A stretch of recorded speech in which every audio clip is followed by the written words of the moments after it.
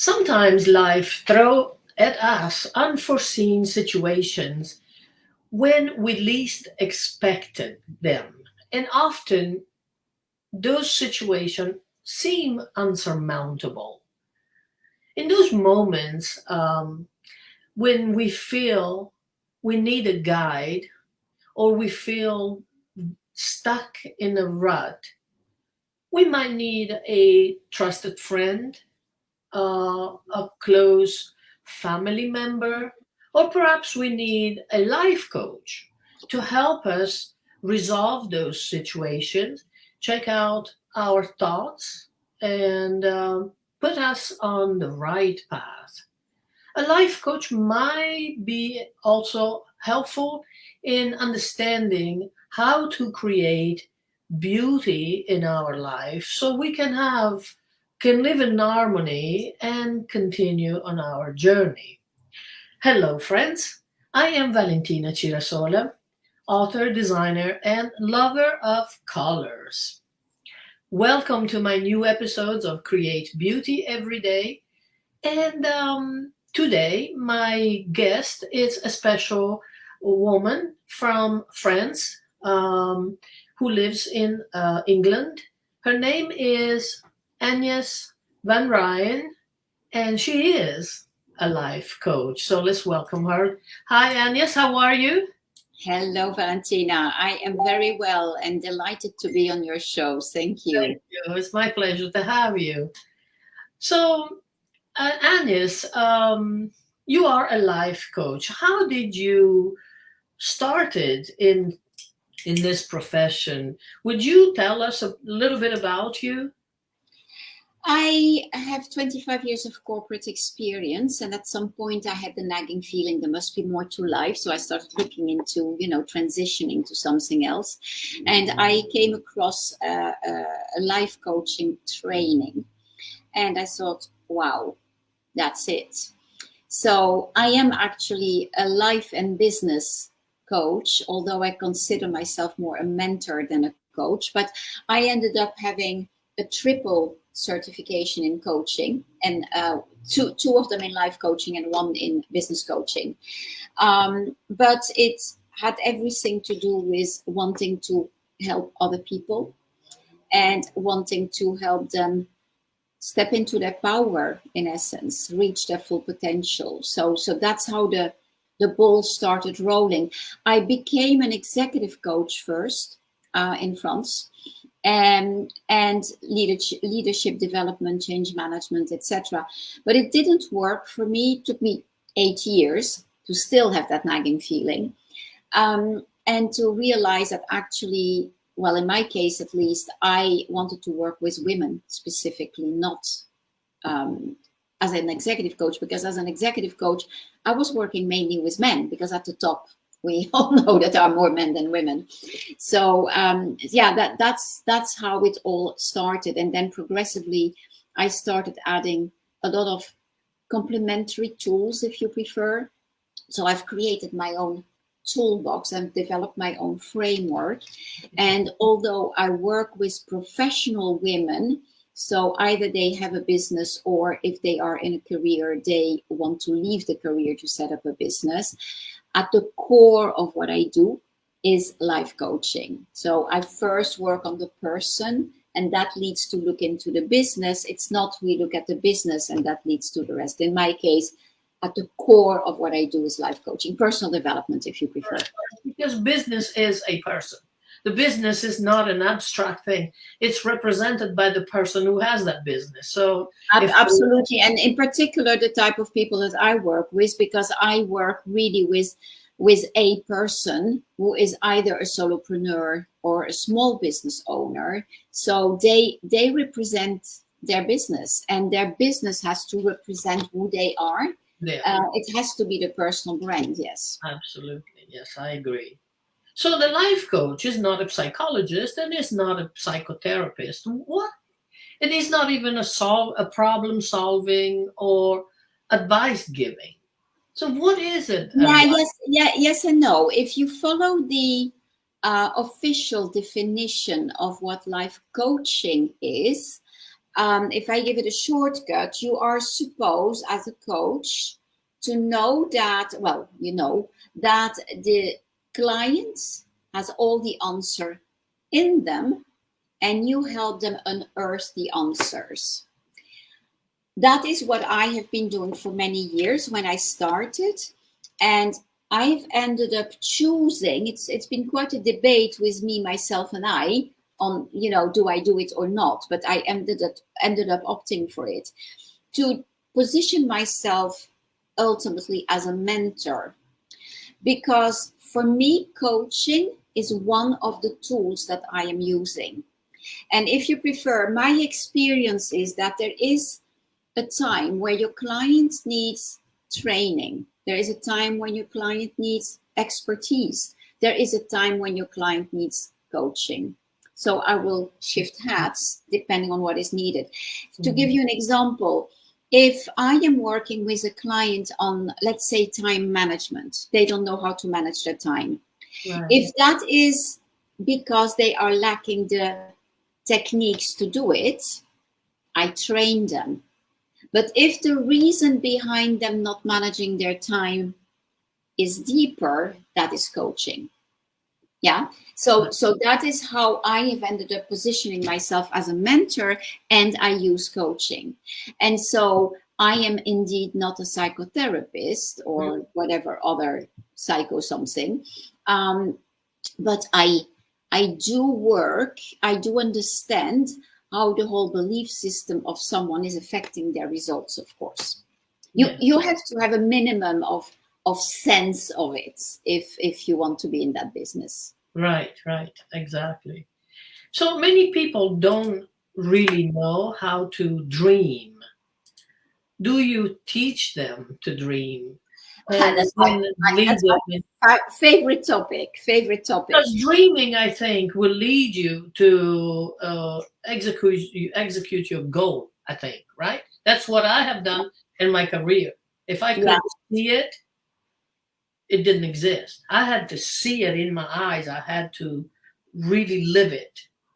Even absolutely, right? Absolutely. That it's all about having a vision.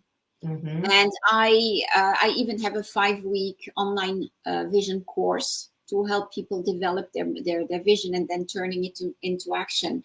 My favorite way to describe this as a metaphor is not having a vision is the same as leaving home for a long journey and forgetting to put an address in your GPS. You could land anywhere. Whereas if you put an address in your GPS, even if there are roadblocks on the way, you don't worry because you trust that your GPS will bring you there. So even if you have to turn left instead of right or whatever, you will get there. To me, a vision is both an anchor and a compass. It's an anchor because it is what will keep you grounded, but it's the compass as in you know what direction you're heading to. And that is then what helps you, because life stands in the way. We all have our share of challenges here and there. And there are moments where you want to give up. And when you have a vision, and in particular, if you know why you want to do what you want to do. So I always refer to, gosh, I can't find his name all of a sudden. I don't remember the name. There is a famous TED talk on the power of why, and it will come back if I remember all of a sudden. I will give you the name. Simon Sinek. Okay. Sinek has an amazing TED talk about that. So it's important to know why you are doing something, and so when you know where you're going and you know why you're doing it, when you feel like giving up, you get off track. It's easier to get on track again. Whereas if you don't have all of that, doesn't matter. Exactly. It's like Mr. Magoo. You do it one time and you don't know how to repeat it. It's like, yeah. Yeah, it's so you do approach a problem in a new way, or do you find a novel way to overcome the obstacle? There are no two people the same. So what I tend to do, and that is where I am a mentor more than a coach, is that I tend to share experiences, because when you share experiences, it helps people see what is possible, as opposed to be in a mode where they think, oh, yeah, but I can't. Yeah. And so I always say, don't just clone me. It's not because I'm telling you what works for me that you need to do the same. You can test that, but what I want you to do is to be like a little Edison. If it didn't work, ask yourself how you can tweak it so that it works for you. Okay. So we do need out of the box thinking, because if we only think from within that box, because as our zone of comfort is having a very wrong name, because it's rarely comfortable, but it's our framework, our zone of reference, what we know. Yes. If we keep thinking from within that box, we never open ourselves up to. Exactly. We never expand a new. Exactly. Exactly. And so I said to a client this morning who was saying, "Oh, I know that's my choice. That is the only thing that will work." And I asked her to reframe that by saying that this is one of the options that work for her. It's not because she thinks that this is the only one that it means that it is the only one. But if you embed in the way you talk the fact that there might be others, you're opening up to the possibilities. And if you open up to the possibilities, you will start seeing them. Otherwise, you just don't see them. Sometimes our beliefs are so embedded in us that, it's not true that what we believe is the right thing, There are, many other ways to see the same thing. Absolutely. Right? It's true. Yeah. All we have is a perception. And that's our perception. Yes. And that is why I very much love a model that comes from NLP, neuro-linguistic programming, and that is reframing. It's asking yourself, what if? So you believe something, you have a strong. I love that question. And then what if? What if that were not true? And then if you open up to that possibility of looking up to other options and you start acting upon it, by definition, your belief will have changed. It cannot be the same because you have experienced other things, and therefore the consequence will be different. I know that what if question is very powerful. It is so incredibly powerful. Yes. It opens up a world of possibilities. Yeah. No, I agree. I know. I've experienced that many years ago. Absolutely. I started asking myself, what if? And I did everything I couldn't possibly think I would do. Yeah. Absolutely. Yes. So in your coaching, do you focus more of bringing the past into the present and impacting the future, or? So when I compare, let's say, psychotherapy with coaching, if I make a shortcut, I will say the psychotherapist is focusing on the past, where the coach is focusing on the future. So I am definitely future oriented, but on the basis of first knowing how to appreciate the present, because in reality there is no such thing as a future or a past. The only thing that exists is the present. So when we only are looking at, oh, if only it were like it was, or oh, when I will have, then we miss the whole point of living in the moment. So that for me is already very important. What I do work on with my clients is make them understand, because what is particular with the work that I do is that I give my clients the best of two worlds. I am very left brain. That's the Dutch in me, because I am technically French because I lived most of my life in France, but I'm in reality Dutch. Both my parents were Dutch. So that has strongly impacted me. So the Dutch in me is very much systems, tools, organization, time management, and etc. But I am also very much into neurosciences, quantum physics, law of attraction, etc. So I always say I bring the best of left brain and right brain together. And I think we need both. But what is important is to understand that we are always standing in our own way, whether we are conscious of it or not, because every single human being is driven by fear. And fear is stopping us. That's normal. And so what I help them understand is what fear is and why it is important, because it serves a purpose, but also how it prevents us from doing certain things by fear that, something would happen.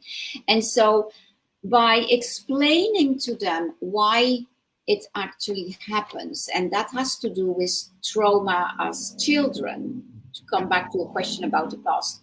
As children, we'll all have had a form of trauma or many, but it's not necessarily something that happened to us. It can be simply us having witnessed something and having distorted that information because we didn't know any better.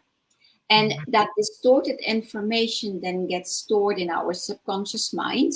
And from that moment on, what we keep doing is avoiding for it to happen again. And so we then develop patterns, and that then creates a circuit in our brain from neuron A to neuron B, which becomes a very deep track because we keep repeating the same. But we always thought that we couldn't change anything. And now we know it's proven that we actually can. So we can reprogram our mind to think differently. But it's easier to do by choice when we understand why it's happening in the first place. Even if you don't know what the source of the trauma is, you don't need to know that necessarily. It's understanding why that is, because from that place you can then, and that's future oriented, you can then deconstruct the fear by proving to yourself that it's not a fact. I always say fear is nothing else than the anticipation of something that may happen, but that probably won't happen. It's not a fact. It hasn't happened yet. So you deconstruct it, and from there you take action. That's a great way to help a person to deconstruct the fear. Yeah. And I have a very simple process for that. And you just rinse and repeat constantly. So the key is to identify that you operate from a place of fear. And as I was saying yesterday in another interview, there are, things like perfectionism or imposter syndrome or procrastination. All of that is fear-based. That is fear-based. So when you realize you're doing it, then you can choose to deconstruct it. And you know what? I've learned actually through many years of being in business that if there is any fear, it can be conquered in 28 days. 28 days is enough to change your thinking around, because 28 days are the phases of the moon, and we are under the influences of the moon. 28 days for women is a cycle of the period. And so we are under that number. And if, let's say, you write down for 28 days whatever bothers you or whatever you are afraid of, and then throw it in a toilet, that paper, after 28 days, you have changed your mind around. And you know what? So you bring it from the angle of the cycle. But the other thing that is actually happening when you're doing that is that you are creating a new habit. Exactly. That's all it is. That's all it is. And it's the repetition that will make it a new habit. Yeah. Yes, so a new way of thinking. Yeah. Yes. That's all it takes. Yeah. No, absolutely. So a lot of people get into coaching professions without any training. How does one distinguish the STEM, the certified coach, the professional coach? So that is a very interesting debate, and I have very mixed feelings about it. So as I told you, I'm a triple certified, coach plus other modalities. However, I have experienced trained certified coaches who were not walking their talk. And who I thought, my God, how can you be a coach? Oh, wow. And I have seen self-taught coaches being amazing coaches. So that's why I'm saying I have very mixed feelings about it, because in an ideal world, of course, it should be a combination of both. But ultimately, and not everyone agrees with me, ultimately, for me, it is more important to have a coach who shows the results of, well, because there's coach and coach. I mean, there are so many types of coaches on topics, etc. So whatever it is that they're coaching on, if they can show the results and they show a behavior that shows that they are walking their talk, to me, that is the best one, not the certified one, if they don't get the results and if they are not walking their talk. So I take it extreme, of course. But then it takes by the person, if you get into someone that is not really, what he says and what he does and actually walks the talks. So you end up spending a lot of time and a lot of money. So what I always say, when you need a coach, the very first thing you need to know for yourself is, what do I need help with? What am I, because I have people coming in saying, I don't know what I need you for. That's going to be challenging. You need to know why you're needing a coach, because that then helps you see which type of coach you need on, which topic or whatever. Is it confidence? Is it clarity? Is it whatever? In my case, I have a very holistic approach. We cover all of it. I look at everything. But once you have the clarity, what you need help with, you then also need to know for yourself, are you ready to do the work? I have spent fortunes, a la $25,000 for a year, for instance. Oh my. And not getting the results, not because the coaching wasn't good, because I wasn't ready. I wasn't ready to do what it takes, and I wasn't conscious of it, of course. I wasn't ready.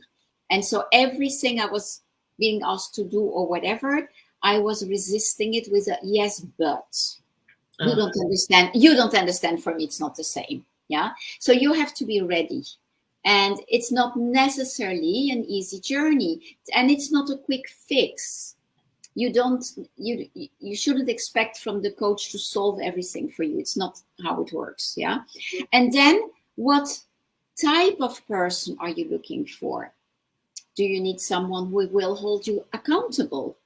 Do you need someone who is very, stroking you? Or so what type of relationship are you looking for? I know that I'm not for everyone, but of course no one is for everyone. Right. I'm not for everyone because I have BS'd myself in life so often that I immediately see if you're doing it. So you don't fool me. Yeah. And so I will show it to you and I will ask you to do something about it, but in a very warm, loving, and caring way. So how does one person know if it's ready or not for a coach? If it's what? If a person is ready for getting the advice. Well, I mean, that is when I work with clients, before working with a client, I have a conversation with them. And I have probing questions. And of course, by the nature of my job, I know how to read between the lines. And so I will normally be able to find out if that person is ready or not. And I work with people who are ready to do the work. So if they are not, I will then make them understand that they should probably go to another person. And very likely, if in the conversation I have identified what they really need, I will, redirect them to someone else because I have a huge network. Mm-hmm. So you have a set of person that you coach to or don't coach? Who don't you coach? The people so what I just said already, the people were not ready. I'm not working with them. Yeah. Let me rewind on something else. So you just tell them you're not ready. Is that No. Of course, you don't do it like that. No, I mean, by the nature of my work, I know how to take care of people. I'm not going to say no, sorry, and usually I try to find a solution for them. But as a coach, what I keep saying always, as a coach, you will deliver the best results if you do what you love doing, that you're passionate about, with the people you love doing it with or for. And of course, who are willing to pay for it. Otherwise, it's not a business, it's a hobby. But with that in mind, that is what then allows me to say, I don't want to work with this person because that person is not my ideal client. And so it is, you need as a coach, given we talk about coaching, it applies to other professions as well. You need to be clear about who you want to work with. And that may not necessarily be one person.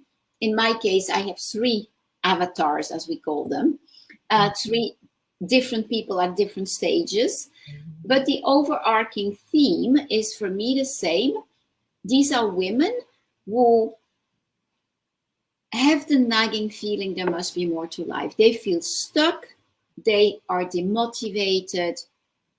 They have the nagging feeling and they've had it. They want to do something about it. So they are ready to that extent to step in the driver's seat of their life, even if they may not yet know, and usually they don't, what that means. And I will help them with that because, as I said, I have a very holistic approach. So we start first by looking at what is working in your life and what isn't and what is missing. You need to know what your starting point is. And that is already telling us a lot. And then we are looking at who are you as a person? So your why, what I was saying about Simon Sinek's TED Talk. Mm-hmm. And then who do you want to be? And what do you want to do? And what do you want to have? And so when we start unfolding all of that, we also look at what are you passionate about? And what are your needs, by the way? Your needs, in particular with women, they tend to forget their needs because we tend to care for others. And then there's no space left for us. And that you need to, it's all about putting yourself back at the center of your life. Right. Because you cannot pour from an empty glass. It has to be a full glass. That's the only way you can be helping others, really. And so once we are clear about who you are, then we can start looking at, okay, where do you want to go? And once you have that clarity, then we can unfold and look at, okay, how are we going to do that? So I've developed a 4-step framework. So the first C is clarify. That's what I just described. Mm-hmm. And then we are clearing what stands in the way. So that's when we start looking at beliefs, at mindset. Do you have a scarcity mindset or do you have an abundance mindset? Then we start looking at, again, I work with women, and it's particularly true for women. How do you relate to money? How do you relate to success? And what are your relationships like? And from there, we can then start looking at creating a business or revamping an existing one so that it's aligned with who you are and what is important to you. So the notion of a personal brand. Your passion. Mm-hmm. And from there, we are consolidating. That's the last C. So clarify, clear, create, consolidate. And how do we consolidate? By looking at work-life balance, by looking at self-care. And that's in all areas of your life. That's sleep management, that's stress management, that's that type of things.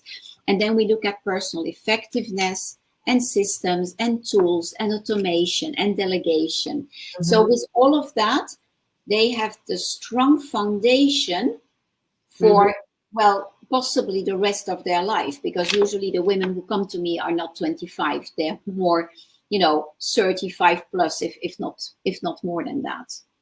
Yeah.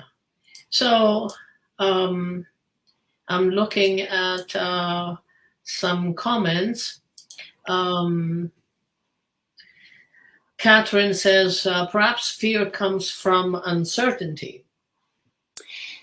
Fear is uncertainty is the consequence of fear. It's the other way around. Actually, fear is a basic human need from back in the days when we were cavemen and women.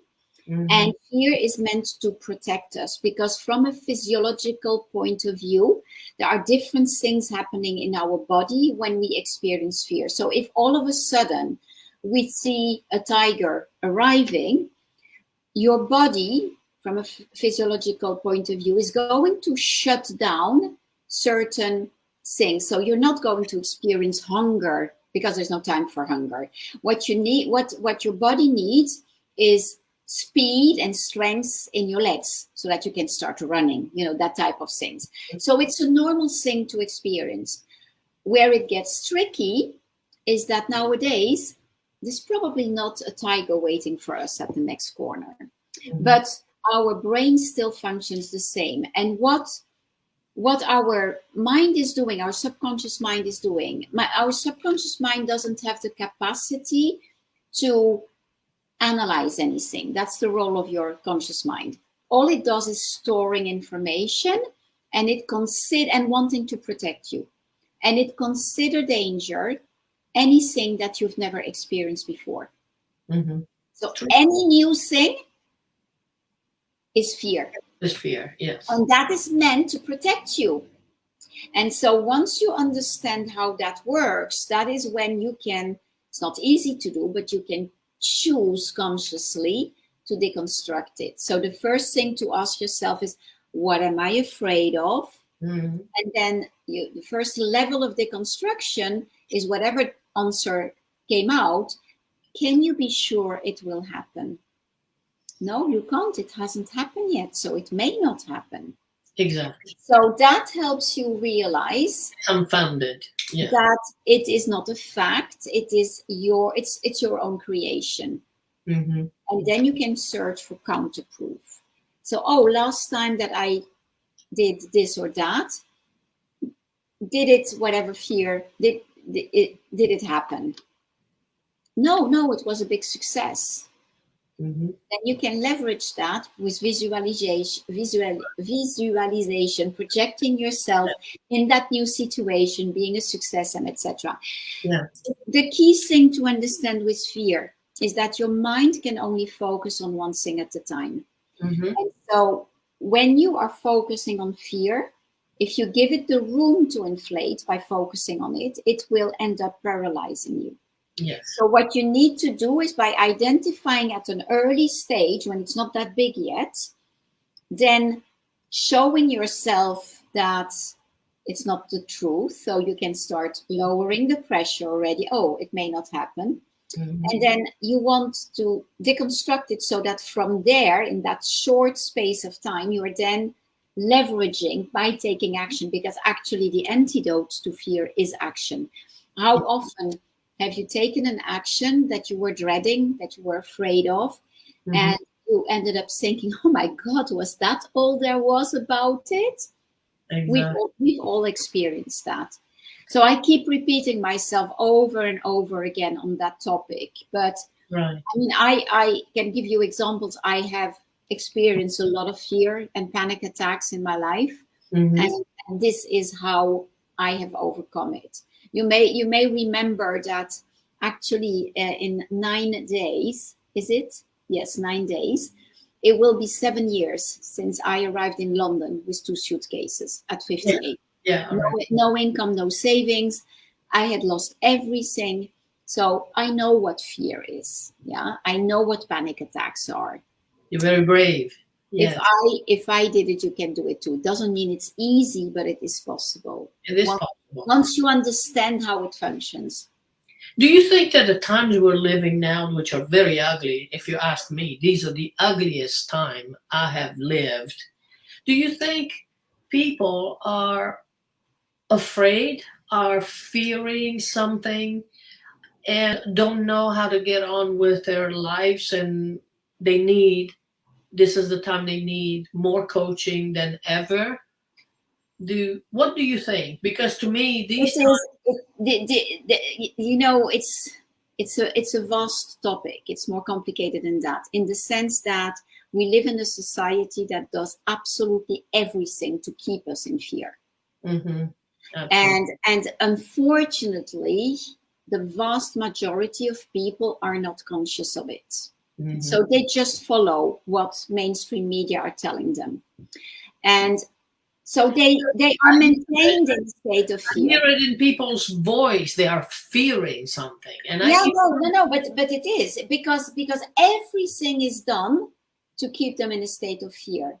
But we have free will, and what do you choose to focus on? So mainstream media are showing up all the challenges, all the problems. They never focus on showing us things that go well.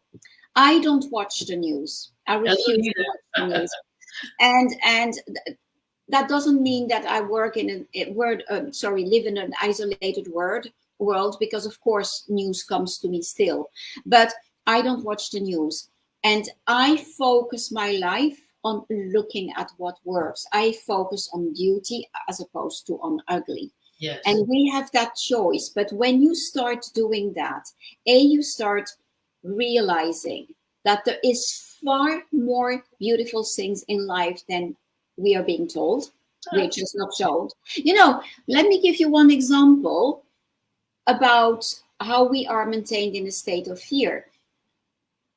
So many years of COVID, and so every day, all the drama around, and don't get me wrong, of course, there has been a lot of problems and death and etc. But every day we're maintained in that, yeah? Right. And all of a sudden, war in Ukraine, and you don't hear talking about, well, at least in Europe, I don't know how it's in the US, but in Europe, we don't, because it's closer. Yeah. We don't hear talk. When it happened, the only thing we heard of was Ukraine. Yes. We didn't hear about COVID anymore. It had disappeared, apparently. Yeah. Yeah. So that to me is the proof that we are being shown only what sells, and fear sells. Fear sells. So yes, people are afraid, but I am not afraid. And you know what the thing is? I so wish that people could understand that. Understanding how your body functions. Yes. The more you are operating from a place of fear, the more you are stressed, the more you are lowering your immune system. Absolutely. And if you lower your immune system, guess what happens? Well, you do attract COVID or whatever. Well, the negativity, you attract diseases, you attract all kinds of exactly people, everything else. And then it's being conscious about a lot of things. I mean, I refuse to eat processed foods. I refuse to eat. I mean, I only eat organic, because I know that what we are being given is all destroying us. It's all destroying us. So that is where the work that I do with my clients is empowering. I give them their power back. From that place of empowerment, they can choose what they want to focus on, but it becomes the notion of conscious choices. The 4 pillars of my work are self-awareness, because you cannot change something that you're not aware of. It may seem obvious, but it's worth reminding. And then from that place of self-awareness, you can start making conscious choices, because we are all where we are in life as the consequence of our choices. But more often than not, they were not our choices. Right. We have been pushed in certain directions by our parents, by society, etc. When I started as an executive coach, you know why I choose executive coaching? Because all the people in the training that I was following were saying that with 25 years of corporate experience at the level I was, I should do executive coaching. Well, it's taken me 8 years to dare step away Right. It's not what I wanted to do. But everyone told me. So that's where this notion of conscious choices comes in. Right. Right. And once you have make those conscious choices, how can you stay intentional and focused on it? How can you make sure that every day you remain looking at that vision and how do I get there? And again, I insist on the fact that it doesn't mean it's an easy journey, because life stands in the way for everyone, myself included. And I also have my moments where I go like, I don't feel like anything anymore, but I know how to stay with it. I have two questions from the audience. Christine says, is it one consult or several to track the client's progress over the time? It sounds like a great strategy, what you do.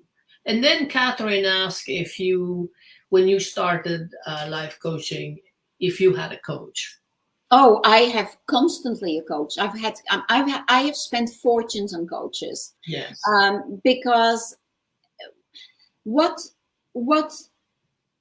if you do everything on your own, you may achieve the same results. It's not guaranteed, but you may achieve the same results, but it is going to take you so much longer. Mm-hmm. And so when you can work with a coach on whatever the topic is, and you are accelerating because their experience, whether it is the training or life experience or the experience with the clients, is what they bring to the table, and that allows you to go quicker. And I have just started working again with a new coach. What is it? 3 weeks ago. I've always worked with coaches, and coaches can be not necessarily in a one-to-one capacity. It can be in group work. It can be as in a mastermind. When I said earlier on $25,000 for a mastermind for a year, that was in a mastermind. So it was not even one-to-one coaching. Yeah. So I'm not sure that I understood the first question, though. It's about your the way you work with clients. It's only one. It's so. The entry level to work with me is a 90-minute session, but the 90-minute session can only be, I call it a power session, if it's focused on one specific topic. So, for instance, what is my niche? If we talk about business, for instance, or how do I prioritize? I'm overwhelmed. How can I prioritize? Or so it's laser focused on one topic. Right. The work that I do is transformational. You don't do transformation in a session. That just does, because it's not only about me bringing you what you need. You need the time to process, and that doesn't happen overnight. The extended version of my work, when someone does the full shebang with me, that's 9 months. And why is it 9 months? Because I work with women. It's a pregnancy. They birth a new you. They birth a new. Absolutely. Person. It's all about fluxes of the nature. We are part of the nature, and that's why we go with the cycle of nation. So it takes 9 months, the same as to make a baby. So there is no clear answer to that question. It's depending on what the needs are. If the person needs a one-off, I know that for myself, I've had periods of time where I've had periods of time where I didn't need a coach on the long run. I just needed help on a specific topic. Then it's something laser focused, and that gets me then moving again. But if it's someone at the beginning of their personal development journey, and assuming again they're ready to do what it takes, then it cannot be overnight. I have also a private VIP day. That is when I work a full day with someone. Well, if it's online, it's 2 half days. That usually is strategy. You can strategize then, should I leave my career and set up a business? Or if I have a business, how am I looking at, who am I serving with my niche, and what are the products I'm bringing to the table, and what is my pricing strategy? So that's more strategy. But transformation, that's a 1 hour session every week, and that then takes a long time. The client I was with this morning, she's now been working with me for 6 months. And she has had an amazing trend. I mean, she's impressive how quickly she has transformed. So she clearly is ready. But we've now reached a point where there is so much to process and so much action to take also, because it's not only emotional stuff, etc. It's also concrete actions to take. That we've now decided that we are no longer meeting every week. We're going to meet every fortnight. So once in the 2 weeks, because it doesn't make sense at this stage to continue on a weekly basis. So there is not one answer to that question. Exactly. In my opening statement, I said that a coach, a life coach in this case, it's a person that can create beauty, balance, harmony in people's life, because if your life is upside down, you cannot really live in an harmony. So, how do you create that beauty in people's life? Well, I have, in fact, given you that answer already, because I live in a world of abundance. So by the nature of who I am and how I work, and how I live, I am not going to bring something different to my clients. I bring that to the table. I'm coherent. I walk my talk. And to give you another example, when I arrived in London with my 2 suitcases, I didn't have any money at all. I had really lost everything. I left with 43 euros. That's more or less $43. And I was house sitting, and I was living in a bedroom when I was coming from a very big house where I was living on my own. And so what I keep saying, at no moment have I felt poor. Mm-hmm. I felt rich. And that bedroom, it's quite interesting, because London is a city of transition. You can't imagine how often you see people with suitcases in the streets. In and out, yes. It's a city of transition. So the tendency is for people, when they hire a room somewhere, is to just pile stuff up, etc. I cannot live like that. So I made my place, my bedroom, as beautiful as could be. And I was feeling good in it, because I can't feel good if my environment is not beautiful. I remember that time. We talked many times during that time. We talked when you were living in a big house in France, and we talked when we would. Yeah, I remember that. Yeah, and so it's so that is beauty, when you know what you want to focus on. Another thing that I keep repeating is, every single day we have 100% of energy.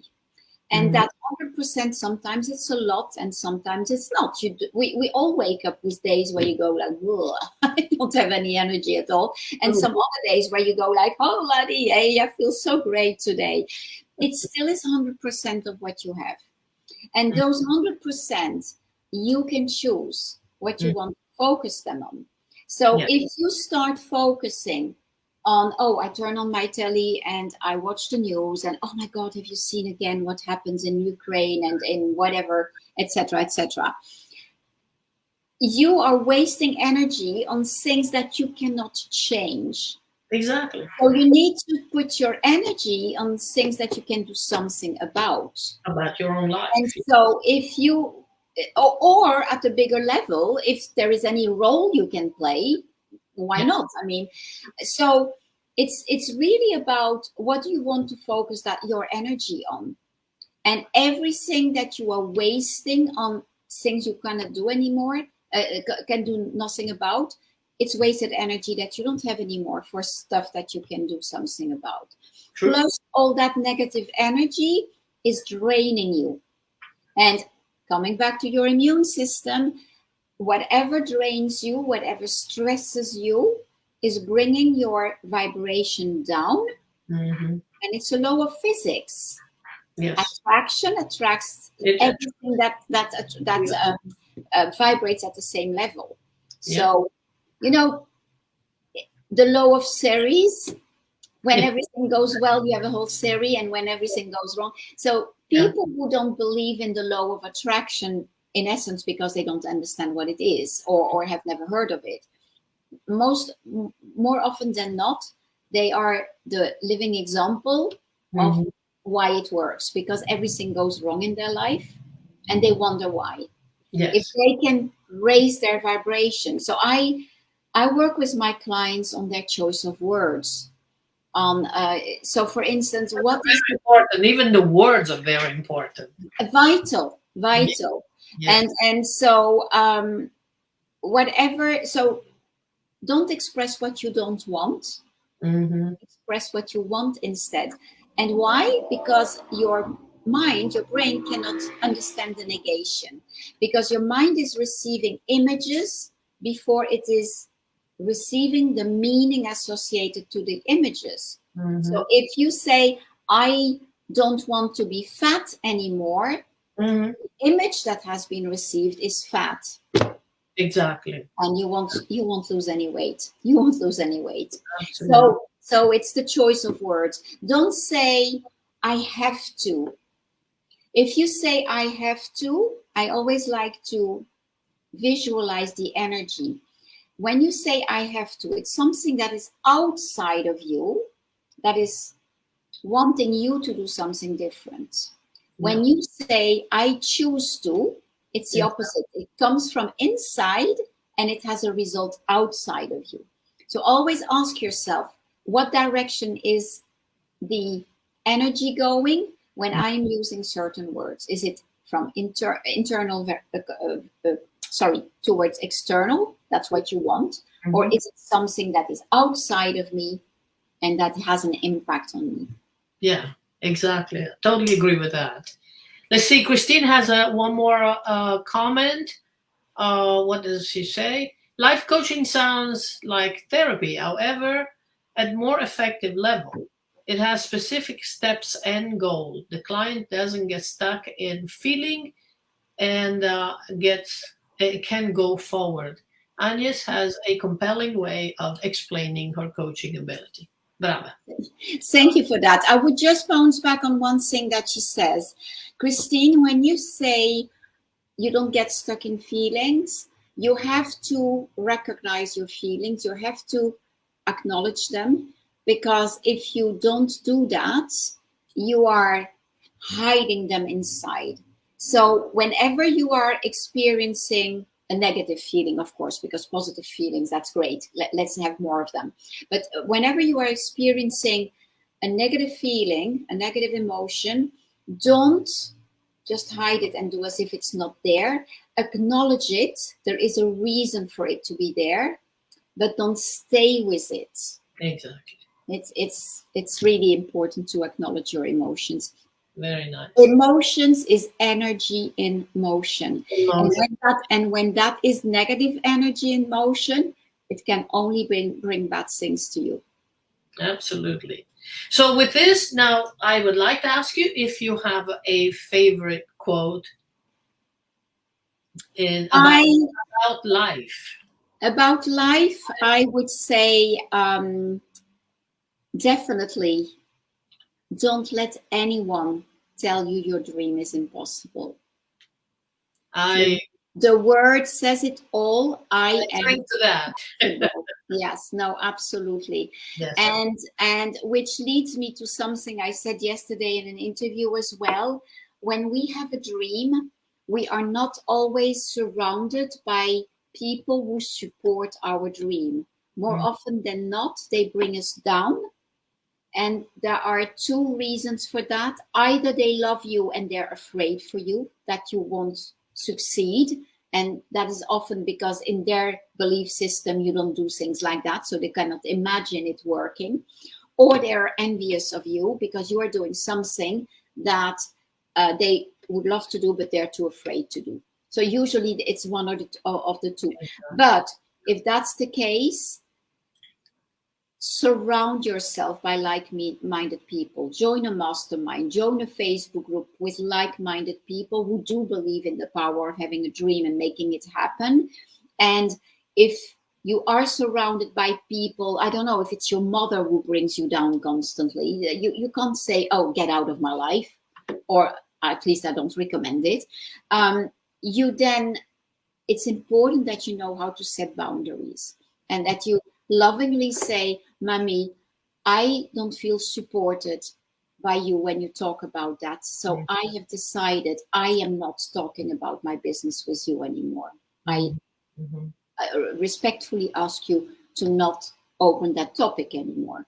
So you need to really build that bubble of protection, and that's through boundaries. Very, very important. But yes, don't let anyone tell you your dream is impossible. Very nice. Thank you so much for that.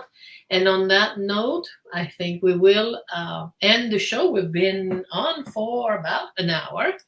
Wow. So it didn't feel like an hour. I know it did not, but it was supposed to be 30 minutes, but this is fun. I loved everything. I really enjoyed it. And it shows another thing. When you are working on something that you're passionate about, it doesn't feel like work. Exactly.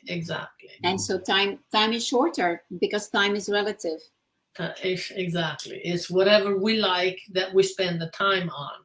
Absolutely. And so I must, I want to thank you, because this has been a very pleasant conversation, and we learned a lot.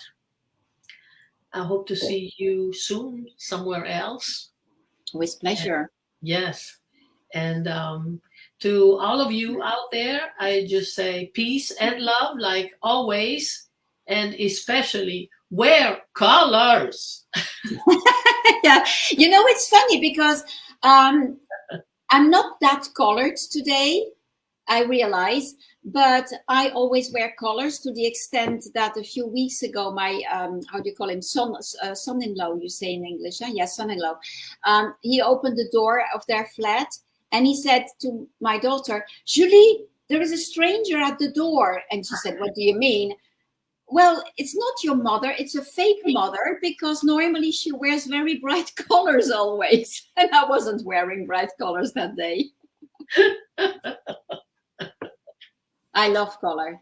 I love colors, and I got rid of all the colors that don't suit me, the brown, the beiges, the grays, the black, everything.